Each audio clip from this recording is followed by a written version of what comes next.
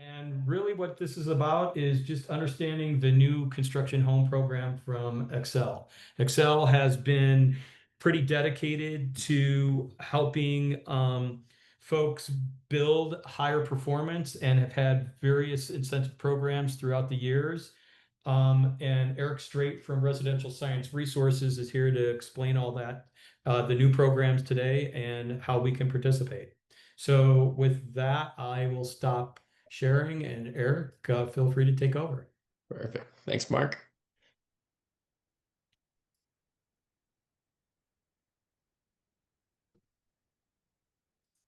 All right. So as Mark said, my name's Erik Straite. I'm with Residential Science Resources. We are the implementation contractor for Xcel Energy's residential new home construction, otherwise known as RNHC program. This program is a builder rebate program for building high performance homes. Matt Bober is the product manager with Xcel Energy. He couldn't be here today, but his contact information is on the last slide, so you can contact him about it as well. So, quick program description. The purpose of the program is to increase the number of high-performance all-electric homes in Colorado. So what the program offers to builders, there are substantial rebates available. We will go over those. We offer heavily subsidized trainings. As Mark mentioned, the EMU Passive is one of those trainings. I'll cover some additional ones as well. Marketing opportunities, and then free design review and consultation on your project. So if you're not sure if you want to participate in the program, you're not sure what it would take to get your projects to qualify, my company does offer free review and consultation to help you out there. For the customers who end up buying these homes, the benefits, they get tightly sealed, efficient homes. Because of that efficiency, their energy bills are typically lower, the cost of operation. They're more durable, so lower maintenance fees, and better indoor air quality and less noise pollution. All those things lead to better resale value. There are some links here, and we will be sending out the copies of the slide deck so you can access those later. So requirements and eligibility for the program. This is an all-electric program, meaning you cannot have any gas lines run to the house. This is a result of the Colorado Public Utility Commission in Xcel's latest triennial demand-side management filing with the PUC. They disallowed the program from offering rebates to homes that have gas service. So it does have to be truly all electric. To qualify, it also has to be single family or small multifamily homes. So typically a maximum of 4 units per building. There is some exceptions that we can offer for like townhomes if there's 6, 7, 8 units to a building. But for the most part, things like apartment complexes wouldn't qualify. Each unit must be individually metered with a residential meter, so you can't have commercial meters, you can't have like banked metering, things like that.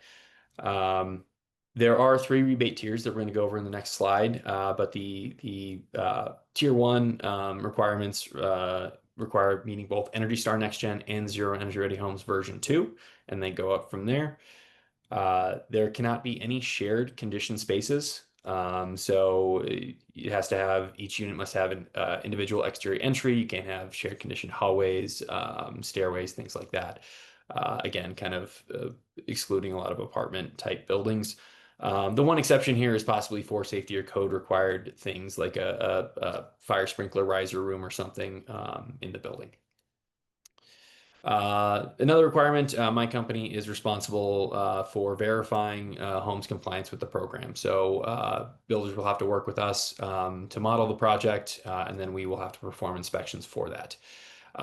We are only verifying the program requirements. We're not providing any code compliance documentation or certification for the actual Energy Star Zero Energy Ready. You'll still have to work with a rater to do that kind of thing. So the rebates, it is a 3-tier rebate structure. So as I mentioned, tier 1 requires meeting both Energy Star Next Gen and Zero Energy Ready Homes version 2. Tier 2 adds some additional requirements, more stringent UA requirement, as well as a tighter envelope. And tier three requires passive house, either PHI or FIAS, um, for that final tier there. For the time being, there are clean heat rebate bonuses. This is a separate Xcel program that they tacked on top of this one. So an extra 10K is available on top of the standard 10,000, 12,000, $15,000 rebate amounts. They are currently guaranteed through 25. They will likely remain unchanged through 2026 as well. In 27, depending on the participation and how much of the budget we have remaining, they might change. Those bonus rebates might change a little bit. In addition to those standard rebates, there is also an additional $5,000 rebate available for using a ground source heat pump. So that is on top of the rebate amounts. They're currently 20, 22,000, and 25,000. And separate from this program, there is still the federal 45L tax credit available through, I think, June 30th of next year, which is an additional $5,000 for meeting Zero Energy Ready Homes version 2.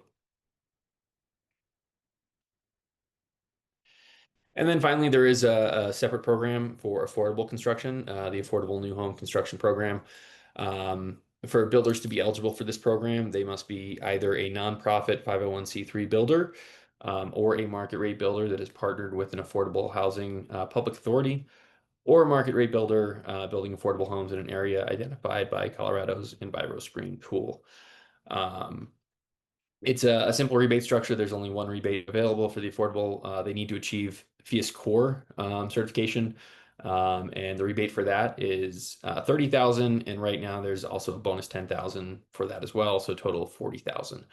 One of the nice things about this program, of that 30,000, 15,000 is payable upfront to help with the construction costs associated with that. And then the other 15,000 would be paid, or 25,000 would be paid upon successful completion of that project.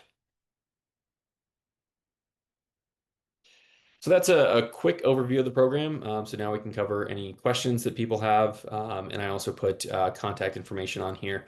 Again, we will send out these slides so you'll have access to these afterwards as well. Thank you, Eric.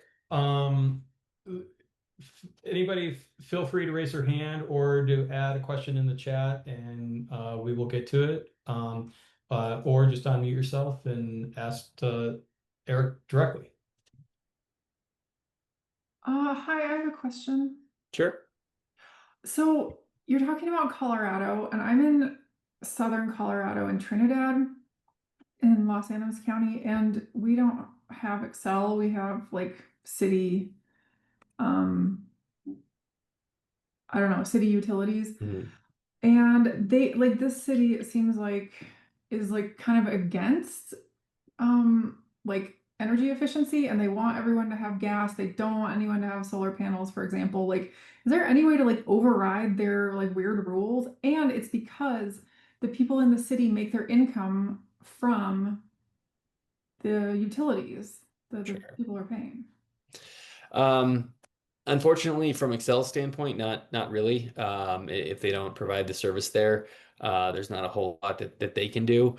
I'm not really familiar with the utility structure down there. It's all, in terms of utility stuff, it's all regulated through the Colorado Public Utility Commission. Um, So would that be like an avenue to maybe like make a change in this area? yeah, absolutely. It is open. Everything they do is open to public comment. Like typically when utilities want to raise their rates or something, it has to go through get approved by the Colorado Public Utilities Commission. Any changes they want to do. So everything is public that goes through there. You're able to go to the meetings and comment on that and hopefully change it how you want to. Thank you. And it's called Colorado Public Utilities Yeah, Colorado Public Utility Commission. Commission. Thank you. Okay, Bonnie had a question. Bonnie, do you want to unmute and ask, or would you like me to ask it? Sure. Yeah, I just wanted to clarify that for projects in Denver, if it's over 20% or 30%, it's considered new construction. Would that apply to you guys at all? Um, it depends. Typically to qualify for the program, it has to be like a complete scrape of the lot. Um, eh, there are possibly some exceptions if it's, probably not 20 or 30%, but maybe if it's more like 60, 70% where you're gutting stuff and more or less starting from just like the Mm. framing. But it would kind of be on a case by case basis whether or not it qualify for the program. Okay, is there someone we can talk to about that? Yeah, if you have any specific projects, you can send them my way, and I can get Matt from Xcel involved and figure out if they qualify. Okay, thank you. Mhm.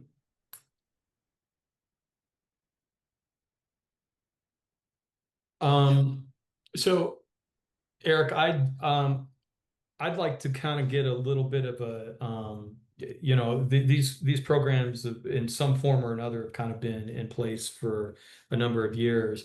Um, can you give us a little bit of, uh, I guess, timeline, if you will, on um, this new program versus the old program and the grandfathering and that kind of thing? Help us Sure. understand that a little bit. Yeah, so the previous version of the program was called the Energy Star New Homes program. Um, and that was any home permitted prior to July 1st of last year falls under that legacy program. That program allowed gas service. There was a different rebate structure involved with that program. So any home permitted prior to July 1st of last year falls under that program. Anything permitted after falls under this program. This program is part of Xcel's 2024 through 2026 triennial filing. So any home permitted prior to the end of 2026, after July 1st of last year, falls under this current program structure. Okay. Um, and then as far as the future, and then we're talking about not only passive house but Energy Star applications. Um, and we know and we know that funding for that on a federal level is potentially in jeopardy. Do you have any insight into that in terms of how that's going to affect this program moving forward, particularly as it relates to the Energy Star program? Yeah, so luckily for us, the way we structured the program, it not actually requiring certification, and us not actually certifying it, just verifying it meets the requirements. It doesn't really affect our program at all. It affects builders that they, at some point here won't be able to collect the 45L tax credit that's tied to that. But in terms of our program, everything for now at least is going to remain the same. The requirements are going to remain the same. It will probably change in the next triennial filing we do for that reason, but for now it's business as usual for our program. Okay. Um, and in terms of new submissions, does that all go through you and your company, for all of those programs? Yeah, yeah. So any home or any project that wants to participate in the RNHC program does have to be verified by our company. Xcel, given the dollar amounts of these rebates, Xcel wanted someone working for them verifying it rather than somebody working for the builder verifying it. Okay. And do any of the consultants, whether they're Energy Star, well, really HERS consultants, any of them, do they have to be registered with you, or is it just the we just submit documentation as we with whatever consultant that we choose to use as either builders or homeowners? Sure. So essentially, the program, what our company is doing for many cases, passive might be a slight exception there. We're essentially duplicating what the Energy Rater is doing for stuff like Energy Stars or Energy Ready. We're doing our own models because we use our own software to calculate program savings. We have to perform the inspections ourselves as well. So our services are more or less in addition to the Rater services, duplicating what's being done already. In terms of passive house, typically we would work with whatever verifier you're using, and try to cut down on some of that duplication as much as possible. Okay. All right. I added a link. It's actually, it says for USGBC members, USGBC California members, but this is actually for both members and non-members. USGBC California is hosting a webinar called The Future of Energy Star Portfolio Manager, and it's next week. So you may want to attend if you've got questions. You are welcome.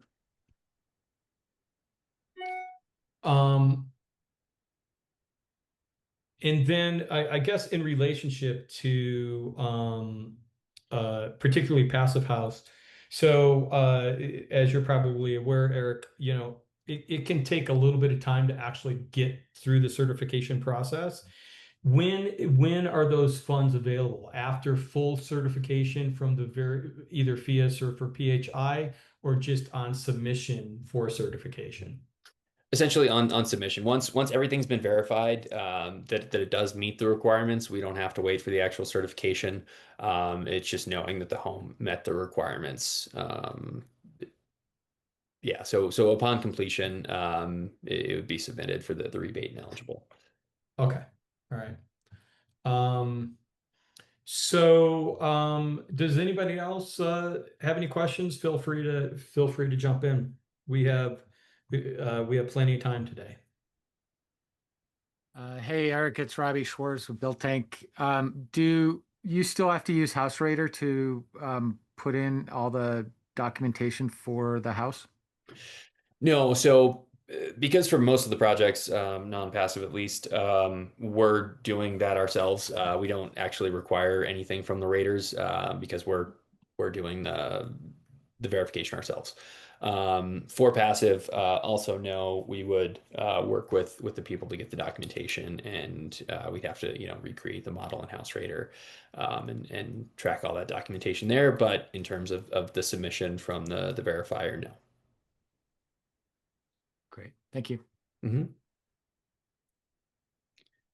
And a couple other things I'll mention really quick. One of the links on, I think, the second slide, Xcel does have a builders list that they publish on their site of builders who either say they would build to that standard or have built to that standard before. So if you are interested in getting added to that list, contact me and we can get you put on there, some free marketing. And then also the trainings that we offer. I did say that we are sponsoring the EMU passive workshop coming up in September. That's a 90% reimbursement discount if you build in Xcel's electric Colorado service territory. We're also offering sponsorships for FIAS training. And we are potentially doing a next gen ZERH training in probably around the end of Q3 that we'll be offering some pretty heavy discounts for. So if you're interested in any of that, again, reach out to me and we can give you the information you need. Okay, great. Can- Anybody else? If not, I'm going to move on to Johnny Rizvani. He has some announcements related to Colorado Green Building Guild that we weren't able to get in at the very beginning. Hey, folks. Yeah, Oh, Sorry, does somebody this else have a is- question? go ahead. This is Robbie Schwartz again, and Eric, you're also Xcel is also offering discounted for contractors to the Colorado Building Symposium. I don't know if Oh you yeah, wanna- sorry, totally forgot to mention. Yeah, Robbie, do you actually want to talk about that since? Sure. Well, the Colorado Building Symposium happened in January of 2025 in the Denver metro area, and we were asked to bring it to the mountains and western slopes. So it's happening again on September 4th and 5th in Glenwood Springs.